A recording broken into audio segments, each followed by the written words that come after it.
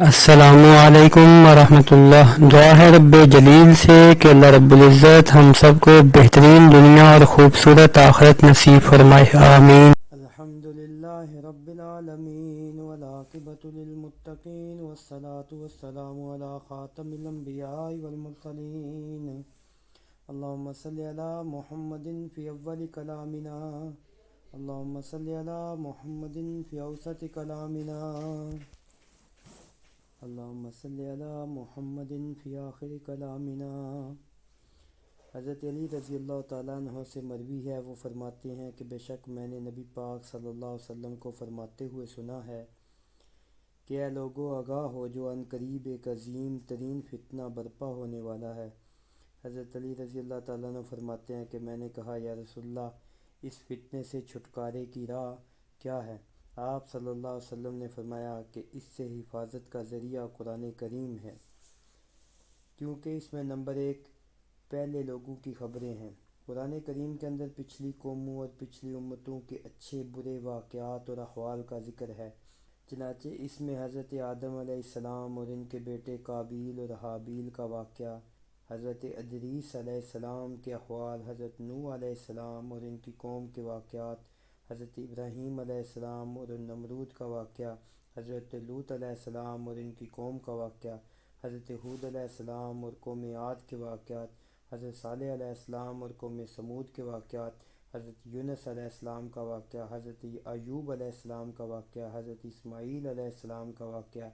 حضرت اسحاق علیہ السلام کا واقعہ، حضرت یعقوب علیہ السلام کا واقعہ، حضرت یوسف علیہ السلام کا واقعہ اور ان کے بھائیوں کا واقعہ، حضرت یوسف علیہ السلام اور عزیز مصر کا واقعہ، حضرت موسیٰ علیہ السلام اور حضرت خضر علیہ السلام کا واقعہ، اصحاب کہف اور ذوالقرنین کے واقعات، حضرت مریم اور حضرت عیسیٰ علیہ السلام کے واقعات، قارون اور حامان، شداد اور ظالم بادشاہوں کے واقعات، غرض ہے کہ ہر قوم کے ہر قسم کے اچھے برے بے شمار واقعات قرآن کریم میں موجود ہیں، جن کو پڑھ کر سن کر لوگ عبرت حاصل کر سکتے ہیں۔ کہیں مسلمانوں اور کفار کے واقعات اور اپنی قدرت کاملہ کا ذکر کرتے ہوئے فرمایا ان فی ذلک لعبرۃ لأولی الابصار، بے شک اس میں بصیرت والوں کے لیے بڑی عبرت کی بات ہے۔ اور کہیں حضرت یوسف علیہ السلام اور ان کے بھائیوں کے واقعات کا ذکر کرتے ہوئے فرمایا لقد کان فی قصصہم عبرۃ لأولی الالباب، یقیناً ان واقعات اور قصوں میں عقل مند لوگوں کے لیے بڑی عبرت ہے۔ اور کہیں حضرت موسیٰ علیہ السلام اور فرعون کا واقعہ ذکر کرتے ہوئے فرمایا ان فی ذلک لعبرۃ لمن یخشی، یقیناً اس میں ڈرنے والوں کے لیے بڑی عبرت ہے۔ نمبر دو، اور قرآن کریم کے اندر تمہارے بعد پیش آنے والے واقعات، قیامت کی علامات اور قیامت کے احوال کا ذکر ہے، حساب و کتاب، جہنم اور جنت کے احوال کا ذکر ہے۔ ان سے عبرت حاصل کر کے اپنے اعمال درست کرنے کی ضرورت ہے۔ نمبر تین، قرآن کریم کے اندر تمہارے آپس کے معاملات کے طے کرنے اور فیصلہ کرنے کا حکم موجود ہے۔ پورے قرآن کریم میں 6666 آیات ہیں، ان میں سے 500 آیات احکام اور فیصلوں سے متعلق ہیں۔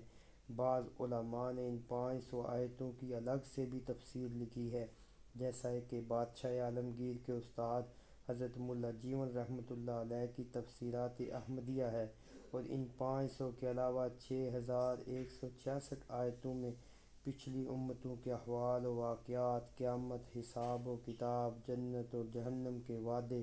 اور وعید کی باتیں ہیں، جن سے انسان عبرت حاصل کر کے اپنی زندگی سنوار سکتا ہے۔ نمبر چار، قرآن کریم حق و باطل کے درمیان فیصلہ اور امتیاز کرنے والی کتاب ہے۔ اسی کو اللہ تعالیٰ نے سورۃ طارق میں انہ لقول فصل سے ارشاد فرمایا کہ قرآن کریم حق و باطل اور صدق و کذب کے درمیان دو ٹوک فیصلہ ہے۔ نمبر پانچ، قرآن کریم میں مذاق، لغو و لایعنی باتیں نہیں ہیں، بلکہ جو کچھ قرآن میں کہا ہے وہ حق ہے۔ اسی کو اللہ تعالیٰ نے سورۃ طارق میں وما ہوا بالہزل کہہ کے فرمایا ہے۔ نمبر چھ، جو شخص قرآن کریم کو غرور و فخر سے چھوڑ دیتا ہے، نہ اس پر ایمان لاتا ہے، نہ اس کی ہدایت پر عمل کرتا ہے، اللہ تعالیٰ ایسوں کو ہلاکت و تباہی میں مبتلا کر دیتا ہے اور اس کی گردن توڑ کر رکھ دیتا ہے اور اپنی رحمت سے دور کر دیتا ہے۔ وہ شیاطین کا ساتھی بن جاتا ہے اور اللہ تعالیٰ شیطان کو اس کے اوپر مسلط کر دیتا ہے، پھر وہ اس سے چھٹکارا نہیں پاتا۔ ایسے لوگوں کی عقلیں مسخ ہو جاتی ہیں، انہیں نیکی اور بدی کی تمیز بھی باقی نہیں رہتی، اور جو شخص اللہ کے ذکر اور اس کی یاد سے آنکھیں چرائے، اس پر ہم ایک شیطان مسلط کر دیتے ہیں، پھر وہی شیطان اس کا ساتھی بنا رہتا ہے، یعنی وہی اس کا استاذ ہے، جو وہ کہے گا وہی کرے گا۔ نمبر 7، اور جو شخص قرآن کریم کو چھوڑ کر دوسری چیزوں سے ہدایت طلب کرے گا، اس کو اللہ تعالیٰ گمراہی میں مبتلا کر دیتا ہے، وہ ہدایت پر قائم نہیں رہ سکتا۔ اس کی ایک زندہ مثال دنیا کے سامنے یہ بھی ہے کہ انسانوں کا ایک بڑا طبقہ بزرگوں کے مزارات پر جا کر مرادیں مانگتا ہے، وہاں پیشانیاں ٹیکتا ہے، اور بہت سے اوباشوں نے فرضی مزارات بنا لیے ہیں اور اسی کو اپنا روزگار بنا بیٹھے، اور یہ طبقہ اپنی گمراہی سے وہاں بھی پھنستا ہے۔ ان کا عقیدہ یہ ہے کہ اگر وہاں کچھ دیے بغیر گزرے تو راستے میں کچھ واقعات پیش آ سکتے ہیں، گاڑی میں خرابی آ سکتی ہے، وغیرہ وغیرہ۔ نمبر 8، قرآن کریم اللہ تعالیٰ کی ایک مضبوط ترین رسی ہے، اللہ اور اس کے بندوں کے درمیان ایک مضبوط ترین تعلق اور جوڑ پیدا کرنے کی چیز ہے، اور قرآن کے ذریعے ہی انسان اللہ تعالیٰ کی مرضی حاصل کر سکتا ہے۔ اسی کو اللہ تعالیٰ نے قرآن کریم میں ان الفاظ سے یاد فرمایا ہے، جس کا ترجمہ یہ ہے: اللہ کی رسی کو تم سب مل کر ایک ساتھ مضبوطی سے پکڑ لو اور آپس میں پھوٹ نہ ڈالو۔ نمبر 9، وہی حق تعالیٰ کو یاد کرنے کا ذریعہ ہے جو حکمت و دانائی کا اہل بناتا ہے، اس میں اچھی نصیحتیں ہیں۔ اسی کو اللہ تعالیٰ نے ان الفاظ میں قرآن کریم میں ذکر فرمایا ہے، جس کا ترجمہ یہ ہے: آپ مومنین کو اچھی نصیحتوں سے اللہ کی یاد دہانی کراتے رہا کریں، اس سے مومنین کو دینی فائدہ پہنچتا ہے۔ نمبر 10، قرآن کریم انسان کو سیدھا راستہ اور اعتدال پر قائم رکھتا ہے اور افراط و تفریط سے محفوظ رکھتا ہے، اور صراط مستقیم کی جناب رسول اللہ صلی اللہ علیہ وسلم نے ایک مثال پیش فرمائی کہ ایک لمبا خط کھینچا، اس کے دائیں بائیں طرف بہت سارے خطوط کھینچے، اور فرمایا یہ سب کے سب گمراہی اور شیطان کے راستے ہیں، جو ان میں پڑے گا گمراہی میں مبتلا ہو جائے گا، اور جو ان سے بچے گا وہ سیدھے راستے پر قائم رہے گا۔ اور جو لمبا خط کھینچا، اس کے بارے میں فرمایا یہ صراط مستقیم ہے، اسی پر تمہیں قائم رہنا ہے۔ بعض روایات میں اس بات کا بھی ذکر ہے کہ صراط مستقیم وہی ہے جو قرآن سنت کے مطابق ہے، اسی پر حضرات صحابہ کرام، خلفائے راشدین، ائمہ مجتہدین ثابت قدمی سے چلتے رہے، اور اسی کی بقا اور اسی کی تبلیغ کے لیے مدارس اسلامیہ کا قیام ہوا ہے، اور ان مدارس کے اندر قرآن و سنت اور فقہ کی جو تعلیم دی جاتی ہے وہ صراط مستقیم کے مطابق ہے۔ نمبر 11، جو شخص قرآن کی تعلیمات پر قائم رہے گا، کتنی ہی خواہشات اسے ستائیں، کتنی ہی گمراہی کی باتیں اسے راستے سے ہٹا کر ٹیڑھا کرنے کی کوشش کریں، شیطان اور گمراہ لوگ اسے اپنے راستے پر لے جانے کی کوششیں کریں، تو قرآن اسے ادھر جانے اور ٹیڑھا ہونے سے روک دے گا۔ جب بھی وہ ٹیڑھا چلنا چاہے گا، وہ لائن سے ہٹنا چاہے گا، قرآن اسے سیدھا کر دے گا اور لائن سے نیچے اترنے نہیں دے گا، ہر طرف سے دائیں بائیں کے سارے راستے جام کر دیتا ہے، مجبوراً سیدھے راستے پر قائم رہے گا۔ شرط یہ ہے کہ قرآن کو مضبوطی سے پکڑ لے۔ نمبر 12، دنیا کی کوئی زبان قرآن کریم کے مشابہ نہیں ہے۔ اہل عرب اگرچہ عربی بولتے ہیں، مگر قرآن کے لہجے اور قرآن کے محاورے اور قرآن کی فصاحت و بلاغت اور قرآن کے طرز و سلاست میں سے ان کی زبان کسی بھی چیز کے مشابہ نہیں ہے۔ وہ اپنی گفتگو میں قرآن کی ایک آیت کے مشابہ بھی کوئی جملہ نہیں نکال سکتے۔ جب قرآن کریم نازل ہو رہا تھا تو وہ عرب کے بڑے بڑے شعراء اور خطباء اور ادباء کا دور تھا، انہوں نے بڑی کوششیں کیں کہ قرآن کی چھوٹی سے چھوٹی ایک آیت کے مشابہ کوئی جملہ بنا کر پیش کر دیں، مگر سب اس سے عاجز آ کر گھٹنے ٹیک دیے اور سمجھ لیا کہ یہ انسان کا کلام نہیں ہو سکتا، اس لیے کوئی بھی زبان قرآن کے مشابہ نہیں ہو سکتی۔ نمبر 13، اور قرآن کریم کے علوم سے علماء کے پیٹ کبھی نہیں بھرتے۔ قرآن کریم میں جتنا غور کرتے جاؤ اس کے اسرار و رموز بڑھتے جاتے ہیں اور ان کی تشنگی بھی بڑھتی جاتی ہے، وہ کبھی آسودہ نہیں ہوتے۔ آج 1500 سال سے علماء قرآن کریم کے اسرار و رموز پر اور اس کے مطالب کی گہرائی پر غور کرتے رہے، اور ہزاروں اور لاکھوں اور کروڑوں کی تعداد میں کتابیں لکھی جا چکی ہیں، مگر قرآن کے علوم اور اس کے اسرار و رموز کے 1000ویں حصے تک بھی رسائی نہ کر سکے اور نہ ہی رسائی ہو سکتی ہے۔ علامہ شیخ الاسلام ابن تیمیہ رحمۃ اللہ علیہ کا واقعہ ہے کہ جب وہ اپنی آخری عمر میں مرض الموت میں مبتلا ہو گئے اور دست کی بیماری شروع ہو گئی اور بار بار بیت الخلاء کی ضرورت پڑ گئی، جس کی وجہ سے یکسوئی سے کتابیں مطالعہ کرنے کا موقع نہیں مل رہا تھا، تو اپنے تلمیذ خاص علامہ ابن قیم رحمۃ اللہ علیہ سے کہا کہ جب میں بیت الخلاء کے اندر داخل ہو جاؤں تو تم باہر کھڑے ہو جانا اور زور زور سے پڑھتے رہنا تاکہ میں بیٹھے بیٹھے سنتا رہوں۔ یہ وہ عالم ہے جو اپنے زمانے کے جبل العلم، علم کا پہاڑ کہلاتے تھے۔ ان کی تصنیفات سینکڑوں کی تعداد میں ہیں۔ انہوں نے اپنے زمانے میں جو فتاویٰ لکھے ہیں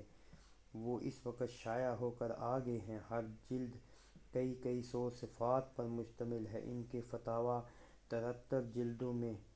شائع ہو کر آئے ہیں۔ اب اندازہ لگا لو کہ وہ کتنے بڑے عالم تھے، مگر قرآن کے علوم سے سراب بھی حاصل نہ کر سکے اور تشنا ہی رہ گئے۔ نمبر 14، قرآن کریم بار بار دہرانے کی وجہ سے پرانا نہیں ہوتا بلکہ تازگی بڑھتی جاتی ہے۔ دنیا کی ہر چیز کثرت استعمال سے پرانی ہو جاتی ہے، مگر قرآن کریم بجائے پرانا ہونے کی اس میں تازگی آتی رہتی ہے۔ اور ہر مرتبہ اس میں نئی چیز نظر آتی ہے۔ نمبر 15، اور قرآن کریم کے عجائبات اور اس کے اسرار و رموز کسی طرح ختم نہیں ہو سکتے، اور کوئی انسان قرآن کریم کے اسرار و رموز کی انتہا کو نہیں پہنچ سکتا۔ اس کو اللہ تعالیٰ نے سورۃ لقمان میں ان الفاظ کے ساتھ ارشاد فرمایا جس کا ترجمہ یہ ہے: اور اگر روئے زمین میں جتنے درخت ہیں ان سب کو قلم بنا دیا جائے اور سمندر کو روشنائی بنا دیا جائے اور اس کے بعد مزید 7 سمندر کو روشنائی بنا دیا جائے، تب بھی اللہ تعالیٰ کے کمالات مکمل اور تمام نہیں ہو سکتے۔ بے شک اللہ تعالیٰ زبردست حکمت والا ہے۔ بخاری، مسلم اور ترمذی میں ایک لمبی حدیث ہے، اس کا خلاصہ یہ ہے۔ اس عبارت کے ذریعے ایک پورے واقعے کی طرف اشارہ ہے کہ زمانہ اسلام سے پہلے شیاطین آسمانوں میں جا کر وہاں کی باتیں لا کر کاہنوں کو پیش کیا کرتے تھے، پھر کاہن لوگ اس میں سے کچھ بڑھا چڑھا کر لوگوں کے سامنے پیش کرتے تھے، اور کاہن لوگ جو پیشن گوئیاں کیا کرتے تھے ان میں سے بہت سی باتیں ہو جایا کرتی تھیں۔ اسی لیے کاہنوں کو پیغمبروں کے درجے میں مان رکھا تھا۔ جب اللہ تعالیٰ نے آپ صلی اللہ علیہ وسلم کو مبعوث فرمایا اور قرآن کریم کے نزول کا سلسلہ شروع ہو گیا تو شیاطین پر آسمان میں جانے پر پابندی لگا دی گئی۔ جب شیاطین آسمانوں کے قریب پہنچتے تو وہاں کے حفاظتی فرشتے شہاب ثاقب یعنی آسمانی تیروں اور راکٹوں سے مار کر انہیں نیچے گرا دیتے۔ شیاطین اور جنات آپس میں مشورہ کرنے لگے کہ دنیا میں کوئی نئی بات پیش آئی ہوگی جس کی وجہ سے آسمانوں میں جانے پر پابندی شروع ہو گئی ہے۔ چنانچہ جنات نے یہ فیصلہ کیا کہ پوری روئے زمین میں گشت لگایا جائے تاکہ ہم کو معلوم ہو جائے کہ وہ کیا بات ہے جس کی وجہ سے رکاوٹ پیش آ گئی۔ چنانچہ ہر ملک، ہر صوبے میں جنات کی ایک ٹولی نے گشت لگانا شروع کر دیا، اور ادھر حجاز مقدس میں مکۃ المکرمہ سے شمالی جانب مدینے کی طرف ایک مقام ہے جس کا نام عکاظ ہے۔ جاہلیت کے زمانے میں خاص ایام میں وہاں بازار لگا کرتے تھے اور ہر طرف سے عرب قبائل اس بازار میں خرید و فروخت کے لیے جمع ہوتے تھے۔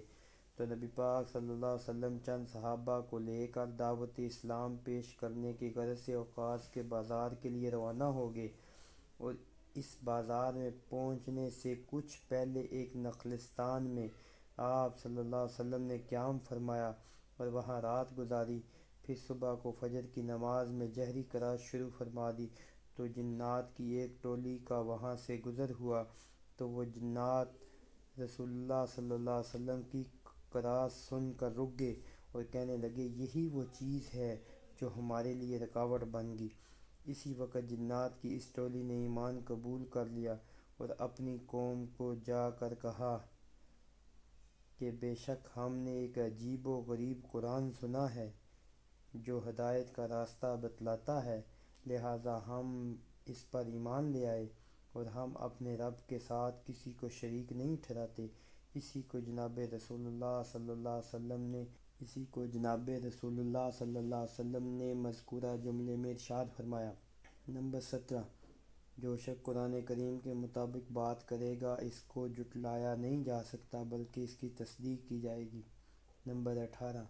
اور جو شخص قرآن پر عمل کرے گا اس کو عظیم ترین اجر و ثواب سے مالا مال کیا جائے گا۔ نمبر 19، اور جو شخص قرآن کریم کے مطابق لوگوں کے درمیان فیصلہ کرے گا وہ کبھی بے انصافی نہیں کر سکتا بلکہ حق کے مطابق عدل و انصاف کے ساتھ فیصلہ کرے گا۔ اور جو شخص لوگوں کو قرآن پر ایمان اور اس کے احکام پر عمل کی دعوت دیتا ہے تو خود اسے صراط مستقیم پر چلنے کی توفیق ہوتی ہے، اور جن کو وہ دعوت دیتا ہے وہ بھی صراط مستقیم پر چلنے لگتے ہیں۔